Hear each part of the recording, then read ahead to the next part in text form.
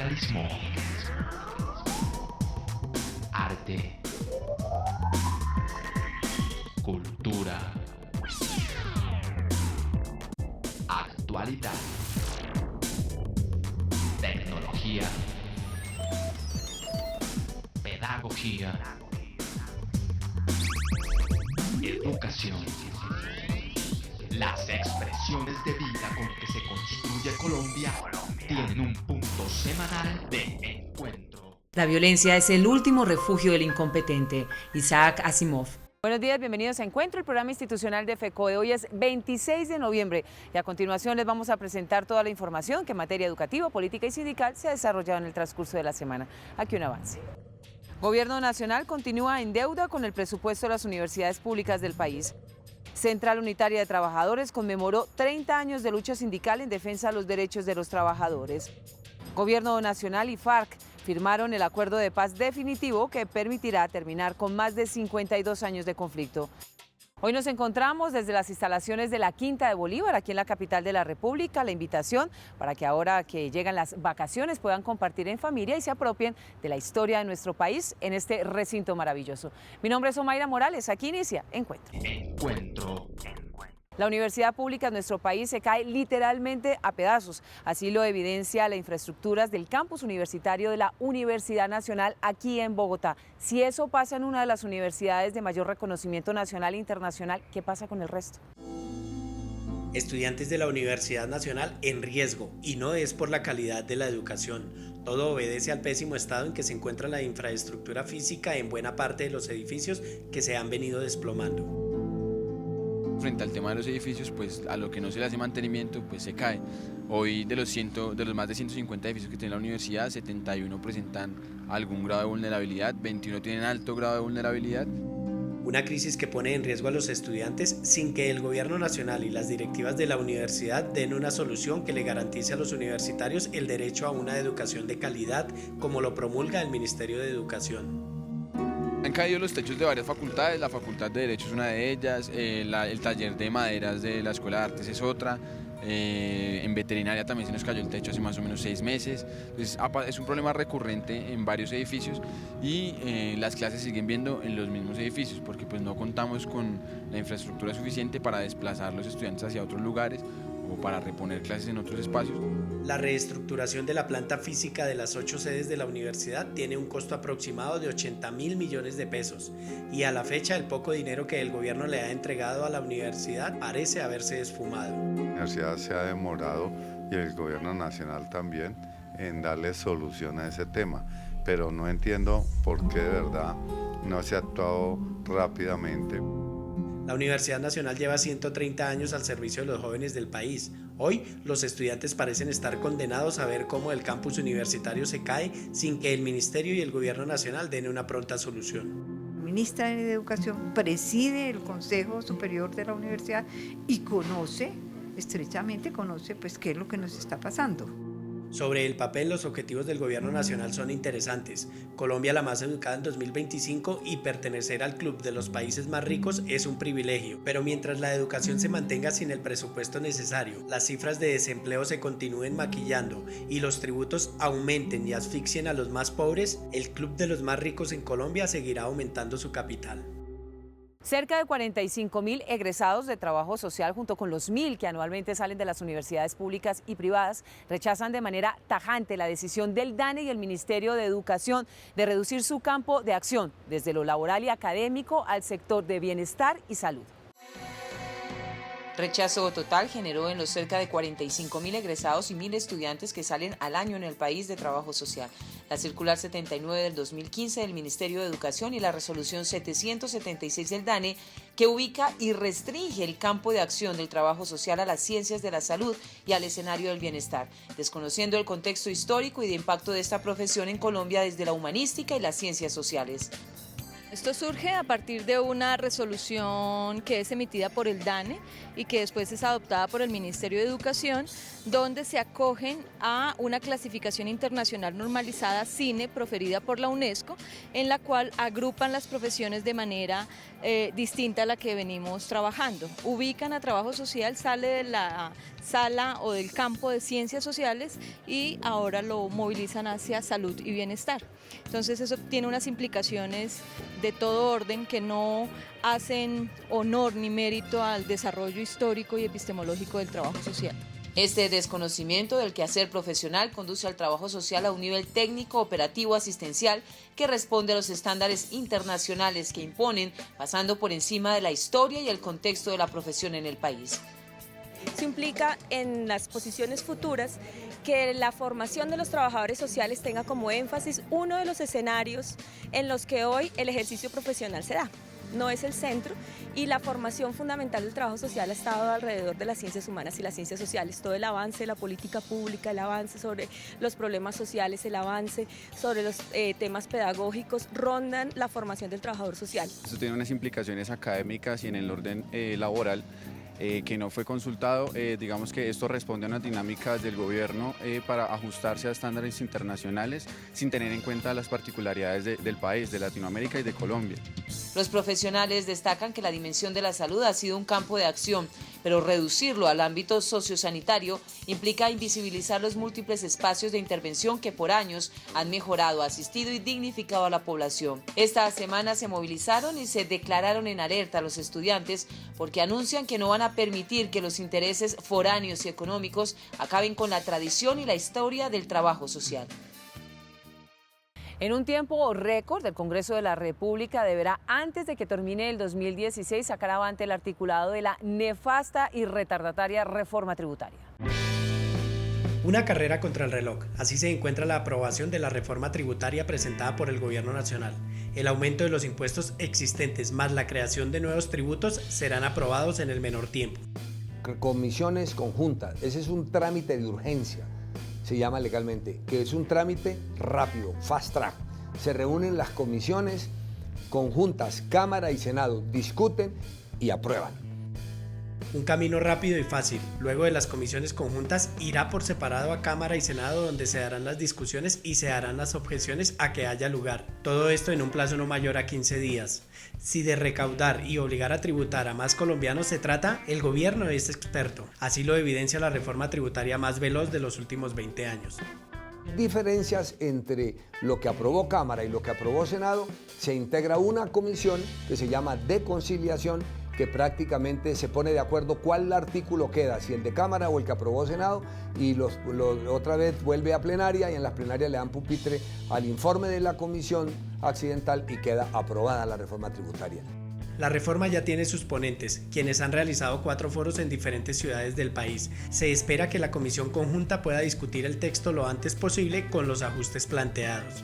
Esperamos que la próxima semana se pueda radicar la ponencia, con cambios, porque no vamos a aceptar la misma ponencia que radicó el gobierno, ¿no? Tenemos una gran discusión frente a los 3 puntos de incremento del IVA, tenemos una discusión frente a la renta presuntiva para personas jurídicas, una gran discusión porque no queremos que se baje la base gravable de las personas naturales a 2.700.000, esto implicaría 440.000 nuevos contribuyentes que se les estaría afectando la capacidad de ahorro. El gobierno presentó la reforma con un mensaje de urgencia, lo que reduce a la mitad los tiempos de aprobación. Los colombianos se preguntan, ¿tiene el Congreso el tiempo para discutir y realizar los ajustes necesarios de manera que no se vean golpeados los colombianos de las clases menos favorecidas? Como dicen por ahí, amanecerá y veremos. El profesor Nelson Alarcón, secretario de Asuntos Jurídicos de FECODE, a esta hora le habla a los maestros que nos sintonizan en Encuentro.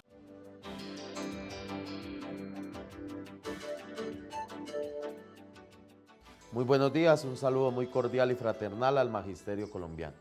El día jueves anterior se llevó a cabo en la ciudad de Bogotá la firma del nuevo acuerdo de paz entre el gobierno nacional y la FARC. Nosotros como maestros, como FECODE, celebramos esta gran protocolización del el nuevo acuerdo. Creo que es importante para la educación, para el desarrollo del campo, para tener unas mejores condiciones de nuestro pueblo, de nuestros campesinos, de nuestros trabajadores, del país como tal. Obviamente su implementación tendrá resultados paulatinamente y esperamos que haya verdaderamente un país en paz.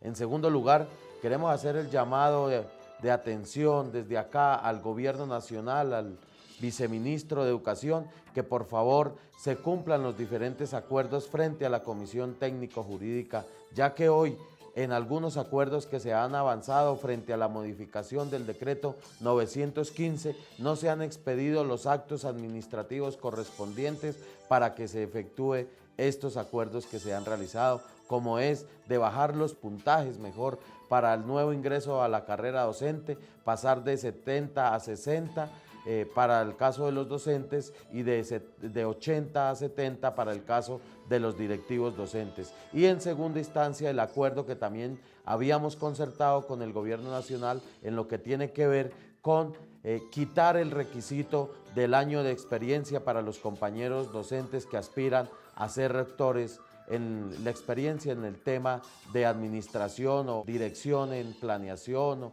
o en la parte de administración de personal. Creo que esa es la exigencia que le hacemos al gobierno nacional, por favor, y que convoque nuevamente y exigimos a esta comisión técnico-jurídica para poder avanzar en la modificación del 490, el 915 y el 501. Muy buenos días para todos y todas.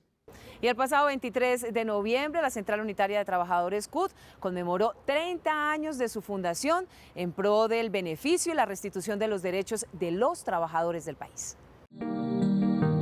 La Central Unitaria de Trabajadores conmemoró sus 30 años de lucha por unas condiciones laborales y salariales dignas para los trabajadores colombianos. A la fecha cuenta con 850 sindicatos afiliados que representan a más de 600.000 trabajadores.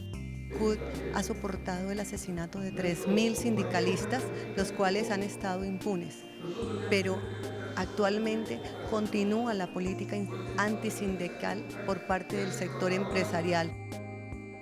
El sindicalismo ha sido golpeado siempre, pero hay que pelear, hay que seguir peleando por los mismos principios, porque es por eso que nos golpean, porque peleamos por principios, porque peleamos por solidaridad, peleamos por inclusión social, peleamos por democracia y peleamos por la paz.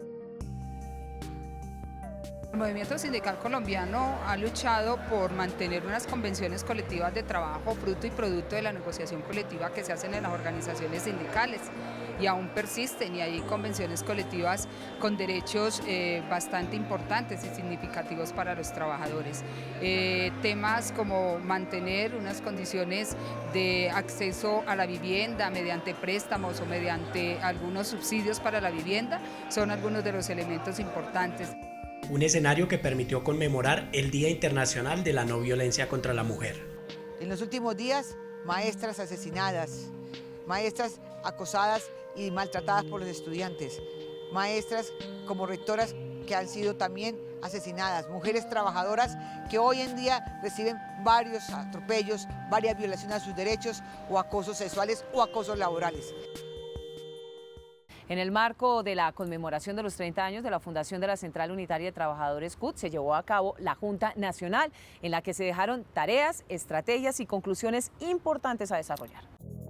La Central Unitaria de Trabajadores y sus sindicatos afiliados llevaron a cabo la Junta Nacional en Bogotá. Allí se socializaron las movilizaciones ejecutadas en el presente año rechazando las políticas neoliberales del gobierno nacional.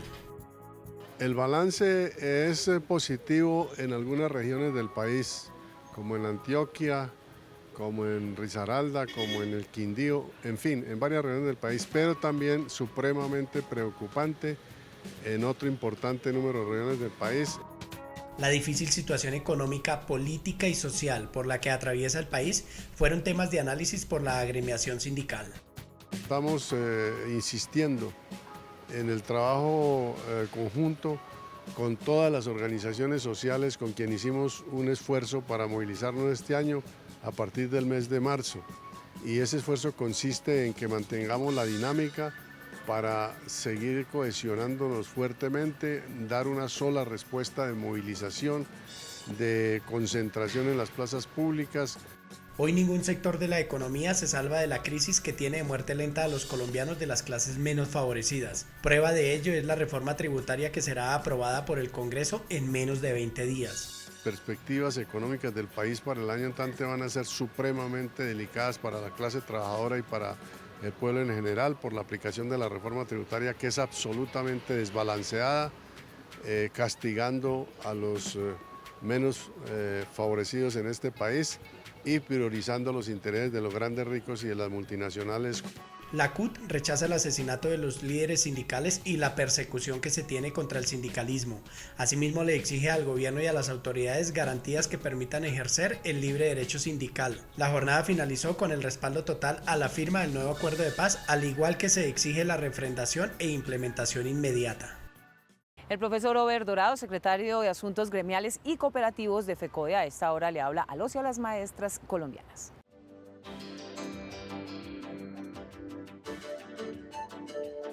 Un feliz día para todos los maestros y maestras que en este momento nos ven y nos escuchan, especialmente para la comunidad educativa. La FECODE está por la salida política al conflicto interno. En ese sentido, avala la firma de los acuerdos nuevamente entre el gobierno y las FARC.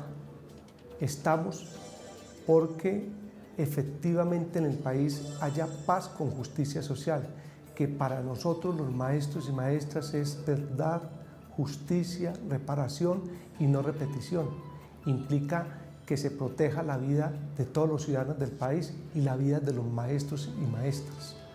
Frente a esto, pues obviamente en concreto FECODE le exige al gobierno que la educación sea un derecho, que nuestra profesión sea realmente digna, que nuestra actividad docente tenga todas las condiciones económicas y materiales para que efectivamente la educación pueda darse con calidad para todos nuestros estudiantes y el pueblo colombiano.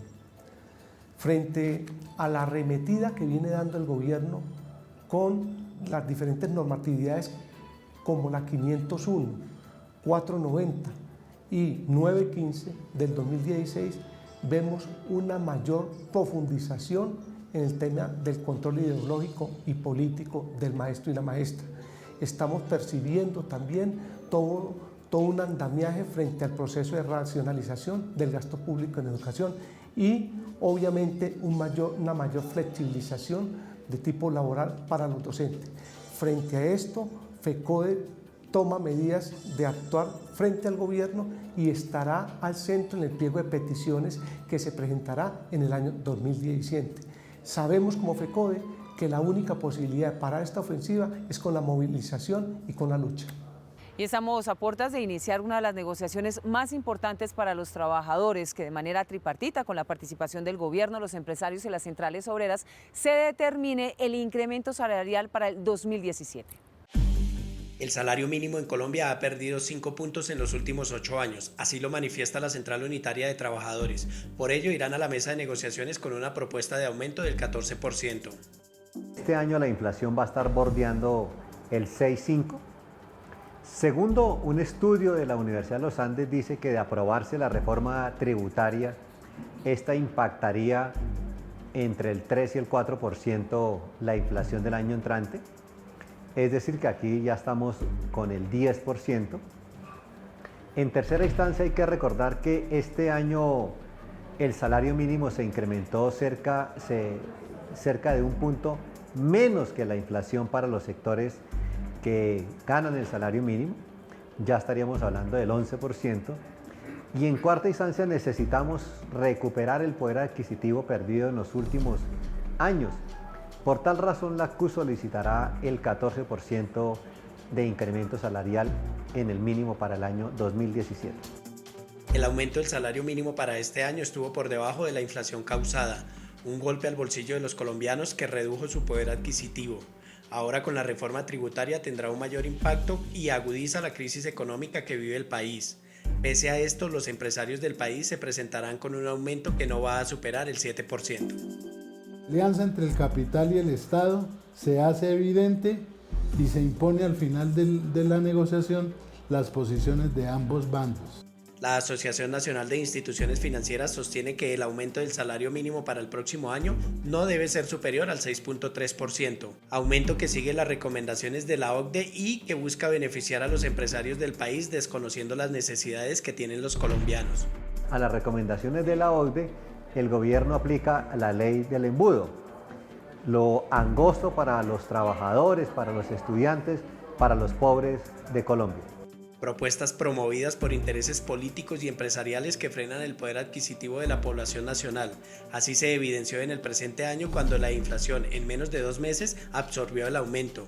Hoy, una nueva reforma tributaria terminará ahogando a los trabajadores.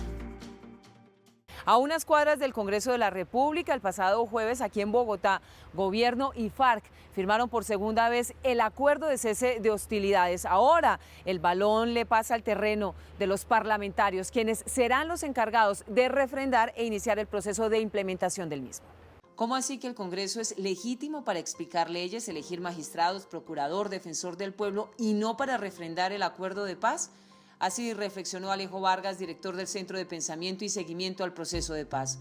Una duda que nuevamente ha dividido a buena parte de la población, que considera que el acuerdo definitivo firmado el jueves en Bogotá no es legítimo porque no se preguntó a la ciudadanía. Pero ¿no son los honorables representantes voceros elegidos por el pueblo quienes representan a los colombianos? ¿Por qué tanta desconfianza desde el interior del Parlamento? ¿Por qué para unas cosas sí son viables y para otras, las importantes, se desconocen? El Congreso tiene una responsabilidad histórica en este momento y es una inmensa oportunidad además para que el Congreso se legitime ante la opinión pública, para que el Congreso además le dé a Colombia la ilusión y la esperanza de que este acuerdo va a ser refrendado y de que este acuerdo va a ser puesto en implementación muy rápidamente. Este es el acuerdo definitivo, no va a haber más negociaciones y no va a haber más acuerdos, dijo Enrique de Santiago, asesor de las FARC, quien señaló que él no quiere dilatar para convertir el acuerdo en un sensible combustible para cualquier campaña. Se fortaleció la democracia, hablaron los líderes del no, acuñaron sus quejas al acuerdo, pero ahora tampoco les suena lo que por 40 días se negoció y hoy es una realidad. ¿Hasta cuándo la lucha de egos aplazará el anhelo de paz en el país? Indudablemente lo que se espera es que la refrendación se haga lo más pronto posible y evitar que lo que no se haga hoy se utilice como una acción de campaña para el año 2018.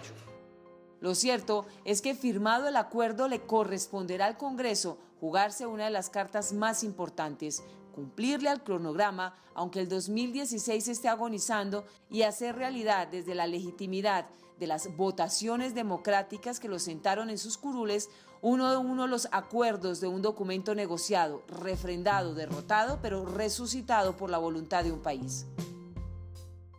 Y escuchen esta cifra, según el portal La Silla Vacía, desde que inició el cese bilateral al fuego del gobierno y las FARC en nuestro país han sido asesinados 31 líderes sociales, defensores de derechos humanos y campesinos. Según los analistas en la materia, esta es una estrategia para desalentar la paz en nuestro país. El asesinato de 5 líderes sociales y defensores de derechos humanos el pasado fin de semana en Caquetá y Nariño prendieron las alarmas frente a la ola de homicidios que desde el inicio del cese al fuego bilateral entre el gobierno y las FARC se ha levantado. Las cifras son reveladoras: 28 hombres, 3 mujeres y 10 campesinos muertos por hablar por quienes han sido invisibilizados en los territorios. Nosotros hemos denunciado de tiempo atrás la reactivación de grupos paramilitares en diferentes zonas del país, donde hay un actuar conjunto entre actores económicos ligados a la minería, ligados al narcotráfico, a la ganadería, pero también actuaciones institucionales. La marcha patriótica señala un resurgimiento del paramilitarismo en contra de los líderes de derechos humanos, mientras que las autoridades investigan lo que podría ser un exterminio sistemático en medio de los acuerdos de paz. ¿Qué piden los líderes de derechos humanos? El asesinato de Arley Monroy sucede a escasos 5 minutos del batallón Cazadores, una zona también altamente militarizada, y llama la atención que Arley Monroy en días anteriores pues venía de presentar denuncias contra el mismo ejército, contra el comandante de esta unidad operativa en el mismo batallón Cazadores. El asesinato de Arley Monroy en el Caguán, Caquetá, evidencia la estrategia tras la persecución. Nos llama enormemente la atención, la actitud del alcalde de San Vicente del Caguán, integrante del Centro Democrático, quien en días pasados había señalado a Arley Monroy y a la Asociación Campesina Lozada Guayabero de ser prácticamente los extorsionadores de las FARC en la región. Entonces, después se presentan estos asesinatos y consideramos nosotros que debe haber una responsabilidad política de parte del alcalde frente a que no cumple su deber constitucional y legal de ser garante de derechos, sino por el contrario de vulnerarlos y de poner en mayor riesgo a estos líderes. El gobierno investiga, ata cabos sobre los casos y sus relaciones, mientras el país, esperanzado con la paz, espera que no se abra el libro de los genocidios en Colombia, no un segundo capítulo de exterminios como el de la Unión Patriótica en el que 3.000 militantes fueron asesinados. Como ya es tradicional, el profesor Luis Gruber Ibarra, presidente de FECODE, nos editorializa nuestro espacio.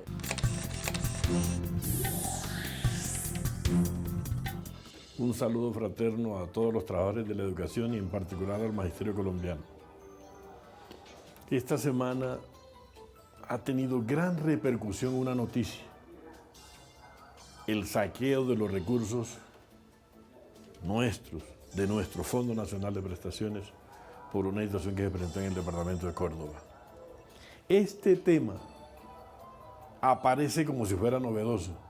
Hace 7 años, FECODE elevó la denuncia ante el Consejo Superior de la Judicatura y le pedimos a ese organismo que actuara en debida forma frente a los fallos que nos generaban grandes dudas que se producían en los juzgados o en los tribunales de Córdoba. Y le pedimos que actuara.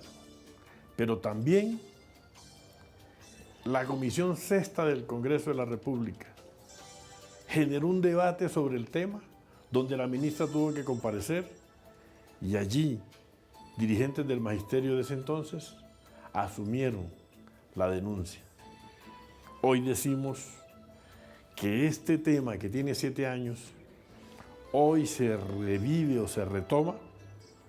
Lo que decimos es lo siguiente: FECODE como sindicato tiene el papel de veedor, de denunciar, pero no tenemos la capacidad administrativa ni de control, porque esa es responsabilidad de los organismos de control del Estado. La Fiscalía, la Procuraduría, la Contraloría, son los que tienen la responsabilidad. Pero además, el mismo Congreso de la República. Hoy decimos nosotros que la fiducia, su dueño es el Estado, el Ministerio de Hacienda. Le exigimos al Gobierno Nacional que garantice el debido cuidado, la custodia decente de los recursos de nuestro fondo. Y ahí también le decimos a los maestros y maestras de Colombia que muchos abogados llegan a veces a ofrecer procesos y en muchos la situación no es clara. Siempre hemos defendido que estaremos atentos a decirle a los maestros que lo justo, que lo ganado, lo defenderemos y que no acolitamos ninguna conducta dolosa, venga de quien venga. Pero por otro lado, este fin de año hay dificultades para la conclusión de pagos en muchas regiones del país. Es una demostración que lo que FECODE ha venido denunciando, el Sistema General de Participación, es deficitario y cada vez están rodando recursos del presupuesto de la siguiente vigencia para satisfacer necesidades y el hueco se puede ir agrandando. Necesitamos que el Estado una vez por todas haga el ajuste necesario para que el Sistema General sufrague todas las necesidades del sector de la educación. Finalizo mi intervención diciendo que felicitamos y saludamos el segundo acuerdo del gobierno y la FARC. Creemos necesario que este proceso concluya, pero también denunciamos la conducta de la extrema derecha que, sin importarle la paz, quiere aprovechar el escenario para generar sus propuestas y en la conducta de ellos de manipular la opinión, les interesa es posicionar sus candidatos. A los maestros les decimos, estudiemos con cuidado, y miremos lo que nos toca hacer y en este fin de años reflexionemos para seguir fortaleciendo ideológicamente al magisterio y la unidad de nuestro gremio. Feliz fin de semana. Recuerden mañana Contrastes porque la realidad tiene diferentes miradas de 1:30 a 2 de la tarde por el Canal 1. Nuestro tema, el sistema de pensiones y la propuesta de ANIF de acabar con Colpensiones, que tanto afecta a quienes vienen haciendo este ahorro programado, beneficia al sector privado. Maestros y maestras, ustedes saben que en Contrastes siempre van a ubicar las preguntas.